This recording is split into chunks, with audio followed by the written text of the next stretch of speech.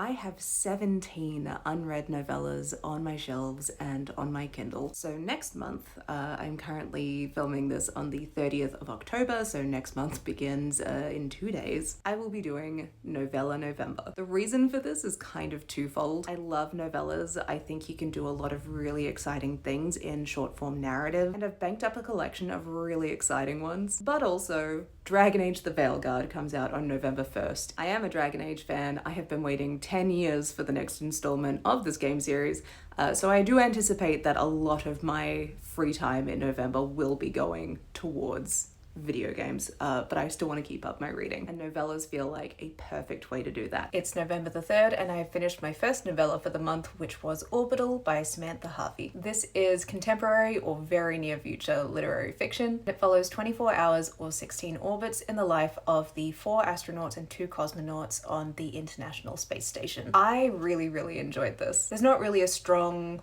plot as anyone would recognize it. It's very slice of life, very dreamy, very introspective. Each of the characters and the narrator themselves are all having big existential thoughts, which come from a couple of the things that are going on in the story at the time. One of the astronauts has just found out that her mother has died on Earth. The astronauts are tracking a giant hurricane headed for the Philippines that gets upgraded to a Category 5, and another group of astronauts are currently on their way to make the first moon landing in a long time. But also by virtue of being a load of isolated scientists in a tin can orbiting the Earth, they're having those big thoughts about mankind's place in the universe. There were perhaps a few too many descriptions of the Earth as it rotates, but the way Samantha Harvey guides us and her narrative and her characters through these really difficult concepts felt effortless. I felt very small and unimportant while reading this, but not in a negative way. I think there's something freeing in letting go of the idea that you or humanity are the most important thing in the universe, that we are not main characters or tiny gods in this unfathomably huge cosmos, but that we are, if anything, caretakers of this miraculous little rock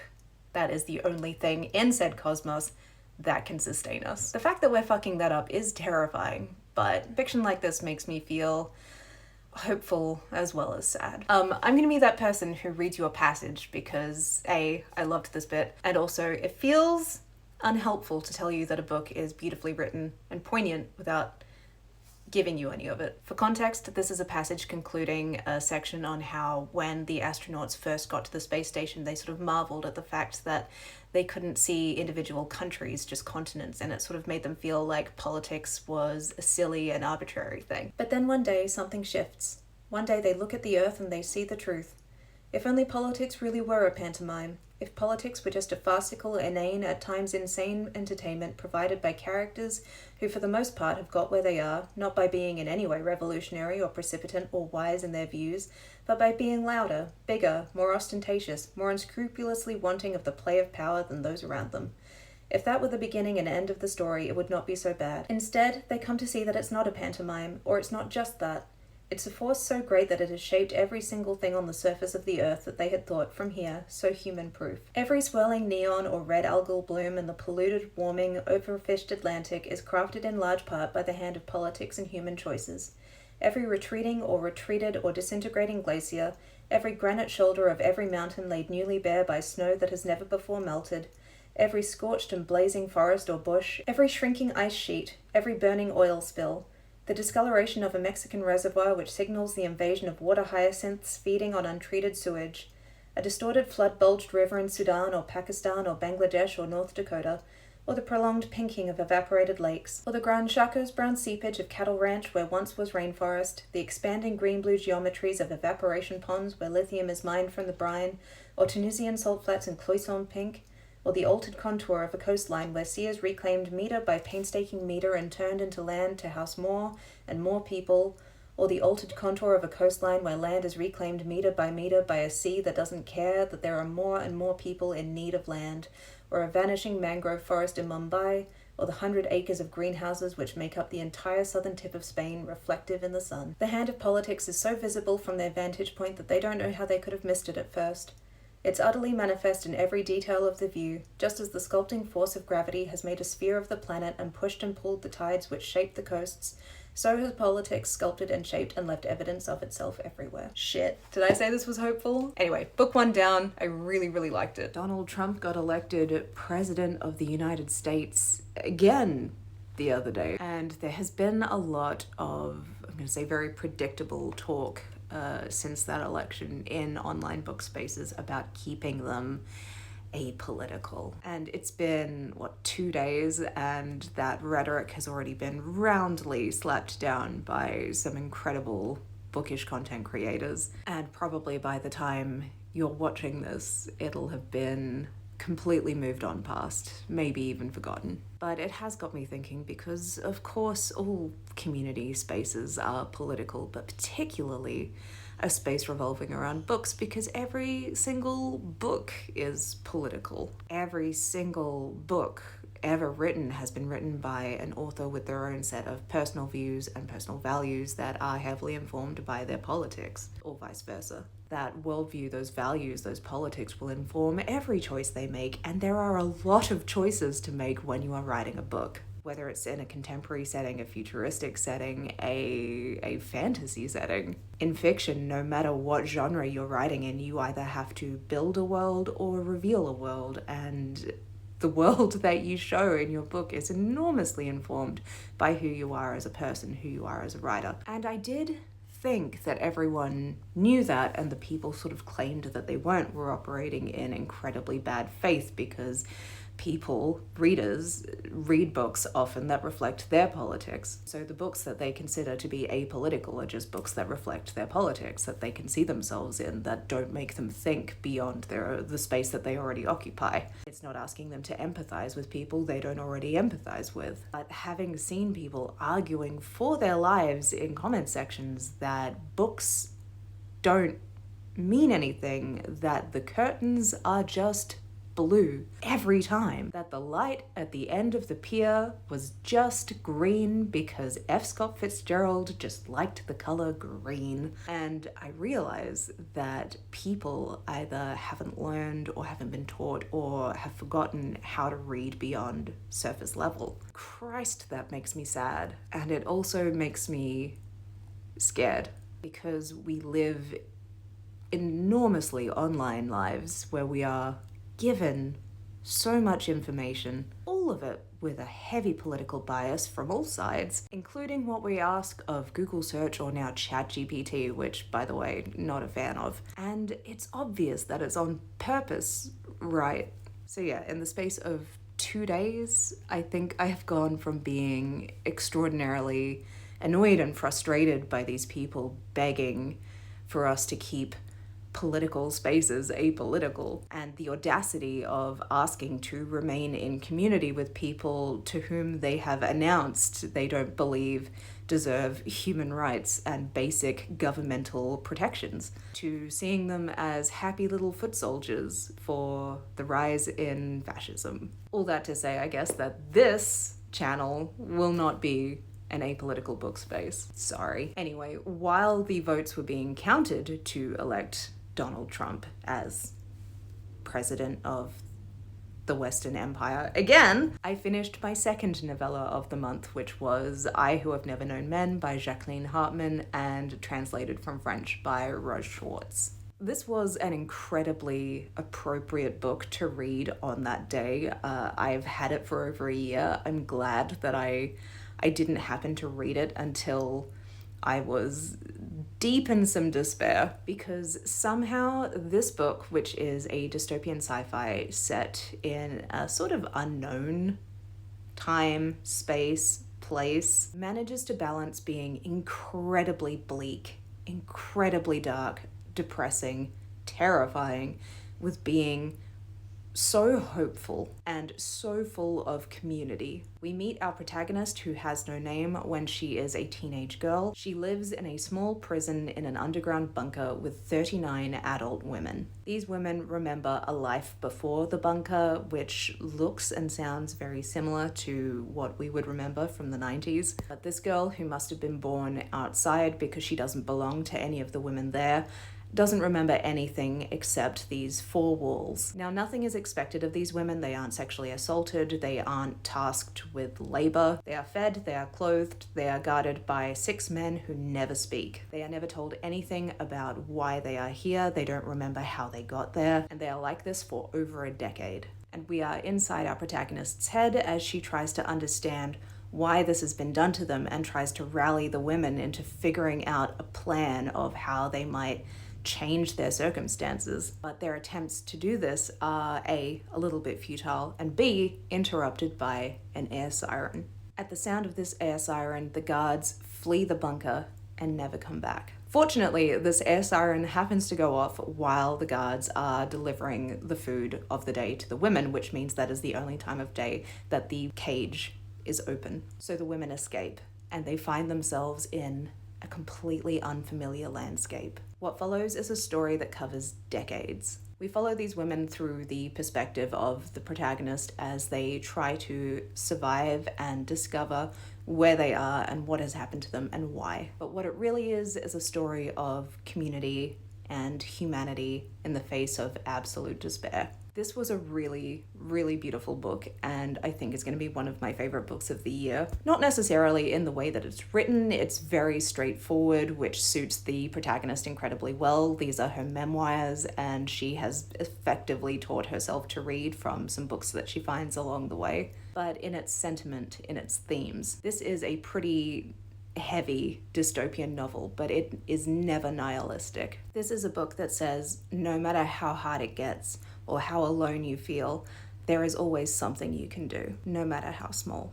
And in case anyone was wondering if the bunker is just blue, Jacqueline Hartman was a Jewish woman who had to flee from the Nazis when she was a little girl. So I think we can say that her political worldview was quite important to the writing of this book. This book was absolutely incredible, so we are currently 2 for 2 on Novella November. It is the 14th of December. Orbital by Samantha Harvey won the Man Booker Prize yesterday, so this is probably the first year ever that I have read the Man Booker Prize before it was announced, which makes it sound that I commonly read the Man Booker Prize after it's announced. I also don't do that. And I have finished my 3rd and 4th novellas of the month. Now, I may have given you the impression that because I was only reading short novels this month that I might read a lot of them, but I'm considering 4 novellas in 2 weeks very impressive, considering that I have also played 30 hours of Dragon Age the Veilguard in those 2 weeks and binged most of the first 4 seasons of Slow Horses. My media time is being very spread around right now. Anyway, novella number 3 was Queen Macbeth by Val McDermid, and it's an entry in the Darkland Tales series in which modern Scottish authors are commissioned to do dramatic retellings of stories from the nation's history. Like many of Shakespeare's plays, Macbeth was based on historical figures and events, but whether it was down to how much information he had access to at the time or just dramatic flair, he does take a certain amount of liberties with the history. This interpretation focuses on Lady Macbeth, or Gruach as she was actually known, and it's told in 2 timelines, one being when she first met Macbeth and helped him overthrow the king she was married to, and the other is set some 20 years later after Macbeth has been killed on the battlefield and Gruach is trying to survive the multitude of people trying to track her down and kill her just to end that line. I don't have heaps to say about this one, partly because I know absolutely nothing about medieval Scotland and partly because I can remember very little about Macbeth, the play. There are definitely some nods to it that I recognized, with Gruach's women being very clear nods to the witches, but other than that, I really can't speak to what this book is clearly in conversation with. But that element aside, I did enjoy it. It had that kind of really rich atmosphere and world building that I love about historical fiction. I thought Gruach was a really cool character. She wasn't as conniving as the Lady Macbeth we have come to know from the play, but she was very clever and kind in a way that didn't feel too much like an insipid backlash against the portrayal, if that makes any sense. It was a lot more romantic than I expected. The romance between Gruach and Macbeth is actually really lovely. They are a shockingly healthy couple. And the whole experience, I think, was greatly enhanced by listening to the audiobook, which is performed by a Scottish narrator. It was really helpful and just wonderful to hear all the correct pronunciations and to just kind of luxuriate in the accent. I'm a big fan of audiobooks set anywhere in the real world being narrated as much as possible by someone from that region, to the point where it puts me off if that isn't the case. The last year I've seen a couple of books set in Scotland and Wales that are performed by an English actor, and I don't want to listen to that, which is no offense to the English. I wouldn't want to see a book set in Australia read by an American or anyone in the UK either. Obviously there are going to be exceptions, but for me, you just lose a little bit of that immersion, the culture, the author's voice. I don't know, it sits weird with me. It just feels like it's trying to homogenize publishing just a little bit too much. Actually, I do know what annoys me about it. It's always for the benefit of listeners from the US or perhaps the greater part of England. People who aren't used to hearing or interpreting regional accents. Therefore kind of stripping the work of a layer of identity for the comfort of international readers, which sucks, I think, and also is being done without consulting said readers. So if you would like to immerse yourself in that level of culture, you're not really being given the option. And yeah, I guess it's just a sort of tip of the iceberg of this larger problem of what is able to be published in the United States, in the UK, which are the big centers of publishing in the Western world. And if you want to get anything published in those centers that depict, you know, a real world country or place outside of them, then it has to be, much like the narration, a very watered down, palatable, tourist version of the country. And I'm sure applies to minority cultures within those countries as well. So yeah, palatable to the dominant cultures in the US and the UK, which, as we all know, is very white, straight, cis hetero, very pro-colonial. So I guess in conclusion, I liked this book, and I would also like to hear more Scottish narrators reading books by Scottish authors set in Scotland, and so on.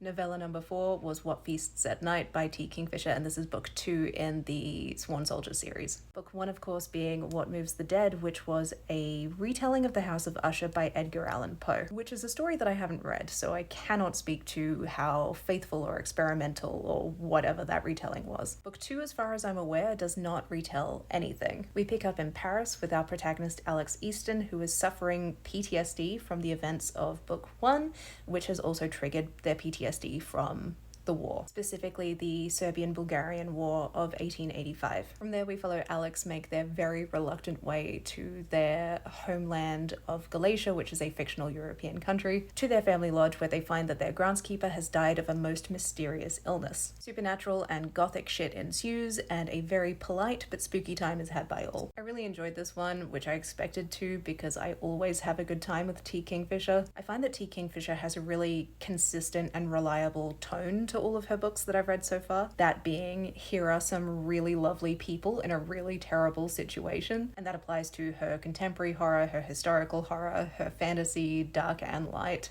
But she's so interested in research and learning about the world that each of her books feels quite uniquely different in world building and in content. So one of the unique things about the Swan Soldier series is that Alex Easton is a non-binary protagonist, and the fictional country that they come from has some really great linguistic conventions. This language assigns people specific pronouns based on their situation in life or their profession. For example, Alex as a soldier is referred to by Ka and Khan pronouns. The clergy goes by Va and Va. I think in book 1, T. Kingfisher lays out a few other pronoun sets, like I think there's a specific set of pronouns for trees. It's a cool detail, and it's just a really great bit of world building that makes Galatia feel both real and different. The other thing I really loved about this book was the exploration of Alex's PTSD. I am about to admit something potentially weird about myself, but I am a big fan, it turns out. It's a thing I discovered this year. But I am a big fan of works that engage in war trauma. Like, I love an anti-war narrative that explores trauma through supernatural themes, which sounds incredibly specific, but this is at least the second book of that I have read this year. I also have just gotten more into war stuff this year. I don't know if it's middle age, but I turned 37 and I was filled with the overwhelming urge to watch Band of Brothers, which I did, and I liked it. It is the final day of November, and am I sick to shit of novellas? A little bit. I finished 2 more and I am aiming to finish my final one today. I think I will make it. What number am I up to? 5, I think. Novella number 5 was Spear by Nicola Griffith, and I had a fantastic time with this. It is a historical fantasy set in medieval Wales, and it is a riff on Sir Percival, King Arthur, and the hunt for the Holy Grail. Our protagonist is a nameless young woman who is raised in isolation by her paranoid mother and kept safe within the boundaries of a spell. When she becomes an adult, she begs her mother for a name so that she can go out into the world and earn her place in it, but her mother tells her that if she leaves, she can never come back, and gives her the name Peritor. And thus begins a journey where Peritor, in drag as a boy, fights to earn her place as a knight of Arthur's court. I would not call myself learned in Arthurian lore in any way, but this year I have accidentally read a couple of Arthurian stories, the key one being the Mabinogi, which is a collection of stories and folklore from medieval Wales, many of which feature King Arthur and Peredur. Apologies for any fuck-ups with my pronunciation, I cannot roll my R's. But yes, for those who aren't aware, the earliest instances we have of King Arthur are in Welsh texts, which makes sense because he is king of the Britons, but the most popular iterations we have of him are in French and English texts, I think. And the other Arthurian book I read this year and really liked was The Buried Giant by Kazuo Ishiguro, which is another original story riffing on those characters rather than any kind of retelling. And I bring that up mostly because I want it to add the slightest bit of weight when I say that I think this book is really respectful of its source materials while standing on its own as a completely new, original, and really fresh story. Nicola Griffith has a fantastic author's note at the back of this book, which it is my favorite thing when people writing historical fiction or retellings include an author's note. I love seeing their research. I love hearing why they made certain specific choices, and I prefer having it at the back than the front because I like to read the book without sort of the weight of that context and then read their reasoning, read what their purpose was, read their choices, and judge for myself with the knowledge of the book whether I think they achieved what they were going for. And in this case, I think Nicola Griffith absolutely nailed what she set out to do. Her style is so easy to read while being evocative of that sort of romantic Arthurian language. The world building is rich and, in my opinion, which, take it with a grain of salt, I'm Welsh, but via my dad who immigrated to Australia in the 70s. To me, this felt respectfully written in terms of place, time, language, and culture. It's gloriously queer. Our main character is a lesbian, and there is a significant throuple in here. And I enjoyed my time with this book so much that as soon as I finished, I went out and bought Hild by the same author. This one is a lot thicker though. A thing that will probably reveal itself as you get to know me better is that I have a real soft spot for historical fiction and, in particular, historical fantasy. I'm just a real sucker for pre-industrial supernatural occurrences. Novella number 6, and the only one I actually got around to reading on my e-reader this month, was Passing by Nella Larsen. Passing is part of a literary movement that's come to be known as the Harlem Renaissance. It's a contemporary fiction novel that was published in 1929 and is set in 1920s Chicago and Harlem. It follows Irene, a light-skinned black woman who, while visiting her childhood home of Chicago, runs into an old school friend. Her friend is Claire Kendry. She is beautiful, she is glamorous, and she is living her life as a white woman. Claire puts Irene in an absolutely impossible situation with her racist husband, who has no idea that Claire is black. For the sake of politeness and personal safety and Claire's safety, it forces Irene to lie about her race for the first time. And despite her absolute fury with Claire over this, Claire somehow works her way into Irene's life and family. What ensues is kind of a domestic thriller, and it is really fascinating. I think I've only ever read one other book set in the 1920s, that being the one everyone has read, The Great Gatsby by F. Scott Fitzgerald, and with that being my only other major 20s landmark, I found myself thinking about the two of them as a pair a lot while reading this. And despite Gatsby being much more focused on class and Passing being much more focused on race, it struck me that they were both stories about outsiders pursuing an unattainable American dream. I'm not going to say too much more about this one because I think there's a lot of racial and cultural context that I'm just not party to, but I really had a great time with this, and I know I said I was sick of novellas, but I have not read a bad one this month yet. And I know I just said that I am a big fan of historical fiction and historical fantasy, but a real hazard of reading those genres exclusively is that they can kind of mystify the past. can kind of cast a shroud over it that makes it seem like an unknowable fantasy realm. I think it has a way of disconnecting us with the past, particularly if the book is perhaps not as well researched as it could be. So I think a great counter to that is reading, where possible, contemporaneously, like classics. This book, for example, is nearly 100 years old, and the writing and the dialogue is still so modern feeling. Not in the sense that anyone is saying anything that could be claimed as a Taylor Swift reference. Societally, obviously, very different rules apply. Everyone is stingingly polite in a way I kind of wish we could do more now. But in emotion, in motivation, in gut feeling and instinct. It's the same reason Charles Dickens and Jane Austen are still so readable. It's why I had such a great time reading the Mabinogi, or the Iliad, or Euripides, adjusting of course for translation. The thing that always strikes me when I read across centuries and even millennia is how consistent humanity is. Societal and cultural rules may change, but people are fundamentally people. I think historical fiction shouldn't seek to alienate or mystify, but to unite and recognize, which is why I enjoyed the shit out of this and why I enjoyed the shit out of Wolf Hall. And I love it when you read two books, one after the other, that you just don't think would make any form of pair thematically or topically, but just the act of putting them together sparks an incredible amount of internal conversation and discussion. I really like thinking, which is just as well because I literally cannot stop. But reading cool books together can really send it off in a great direction. November is now over and I did finish one more novella. It is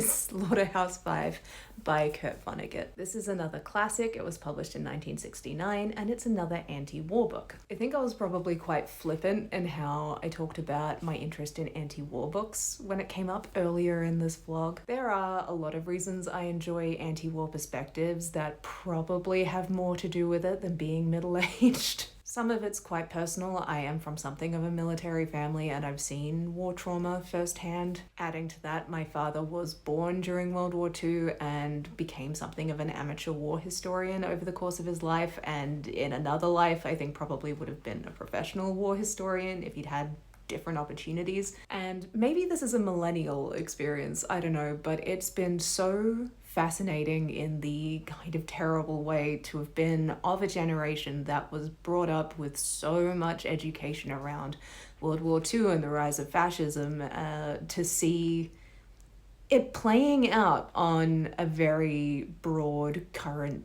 scale, which is a massive oversimplification. Much of the war has been at world since the end of World War II. Every major war or conflict sparks many more wars and conflicts. The United States, the United Kingdom, Australia have been significantly involved in many, or if not most, of those conflicts. But the way we sort of gauge world war, I guess, is how does it affect us in Western countries at home on the daily? How does it affect white Western civilians, essentially? But we're also increasingly aware and starting to actually give a shit when it happens to civilians who aren't white and Western, right? Or at least I hope we are. And so it's been jarring and surreal and horrifying to go in just 20 years, because I graduated from high school 20 years ago this year. In that space of time to go from Lest We Forget and Never Again to, oh, this is what that looks like in real time, I guess. But that's also something I've sort of found by delving into more war history in the past couple years, is that it kind of never really was Never Again, and it never really was Lest We Forget. And that's a really long intro to say that I think Slaughterhouse Five really explored and engaged that kind of cyclical, pointless, absurd horror of war. The book itself is a weird one, and very purposefully so. It's a semi-memoir in which Kurt Vonnegut is both actively the narrator and a very minor character within the book. He was a soldier in World War II, he was taken prisoner by the Germans and held in a prisoner of war camp, and he was present at the bombing of Dresden, which completely annihilated the city and everyone in it. He survived because the prisoners had access to a meat locker far underground, which was known as Slaughterhouse Five. Actually, let me just read you the full title of this book, because it is long and it provides a really good overview of it. Kurt Vonnegut Jr.'s Slaughterhouse Five, or The Children's Crusade, A Duty Dance with Death, a fourth-generation German-American now living in easy circumstances on Cape Cod and smoking too much, who, as an American infantry scout hors de combat, as a prisoner of war, witnessed the firebombing of Dresden, Germany, the Florence of the Elbe, a long time ago and survived to tell the tale.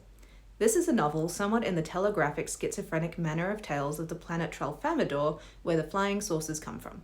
Peace. And people say my book title is long. So after a first chapter, which is written by and about Vonnegut, as he reflects on sort of the coming to be of this book. In any other book, I think it would be considered a foreword or an author's note, but somehow it is also like just really vital to the reading of this book and of establishing Vonnegut in the book himself as a character, and the narrator, and the author. I dare you to try and apply a death of the author to this book because it cannot be done. But after that, it switches to Billy Pilgrim, who is the protagonist of this book and who is a man untethered in time. He is a fictional acquaintance of Vonnegut from the prison of war camp and from the slaughterhouse, who from a period of time when he is lost in the woods in Germany begins to experience his life unsequentially. He's sort of time traveling, but he's also not. His consciousness slips into different parts of his life along the timeline at random, and he arrives there with the full context of all the life he's lived before. And from that point, he is effectively immortal because he lives his life over and over. He experiences his death, he experiences his birth.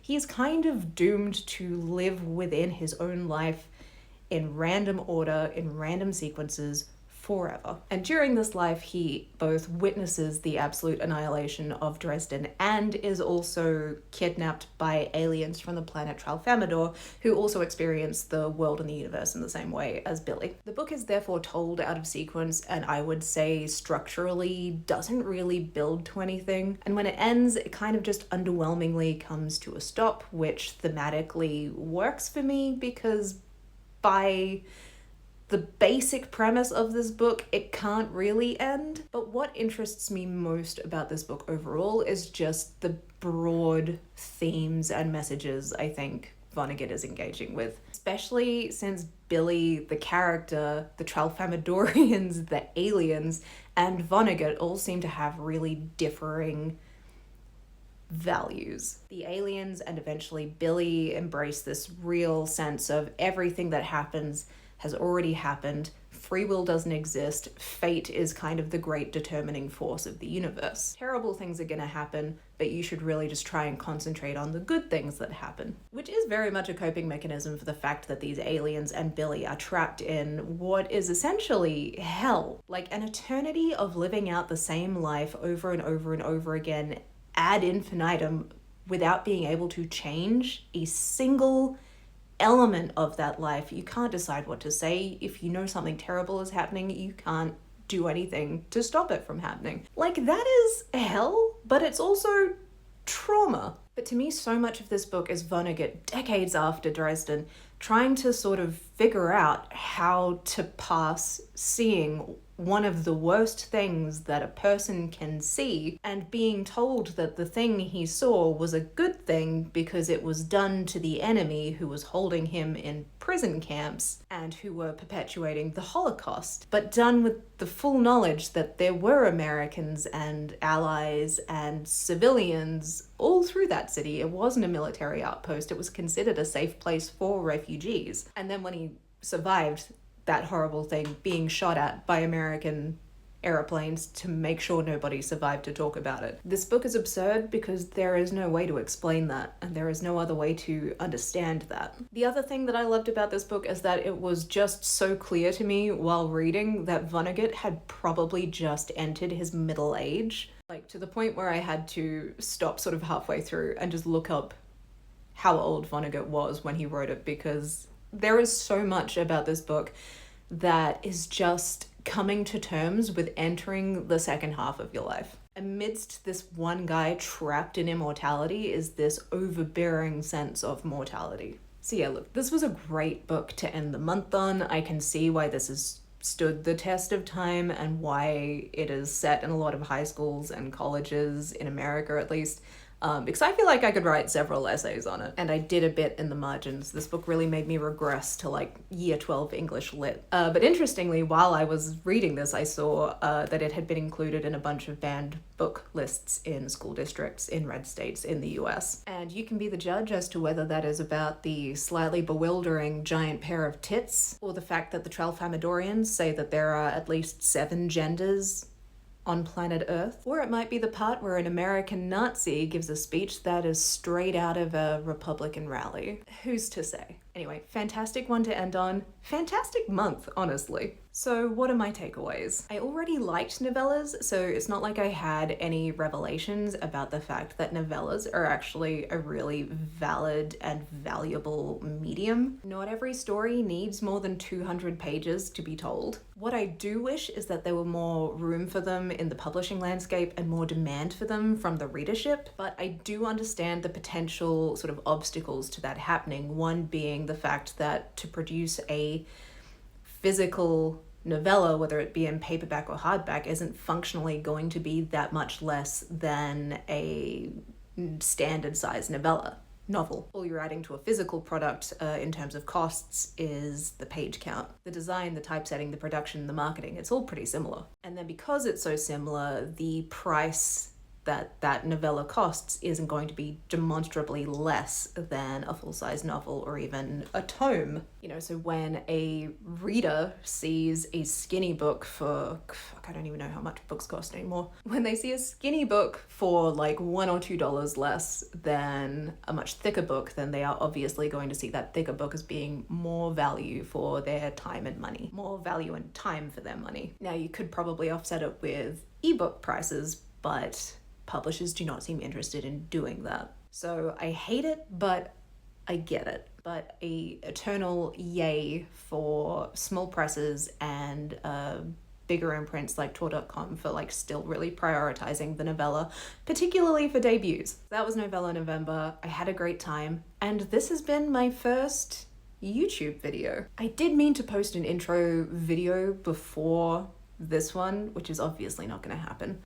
So hi, my name is Kainwen. I am Feed the Writer across the internet. I am an author, a screenwriter, and a game writer. I write things, I make things, I watch things, and I play things, but most of all, I read things. And that is what is going to be mostly relevant to this channel. Like and subscribe if you would like to see more of that. Till next time, happy reading.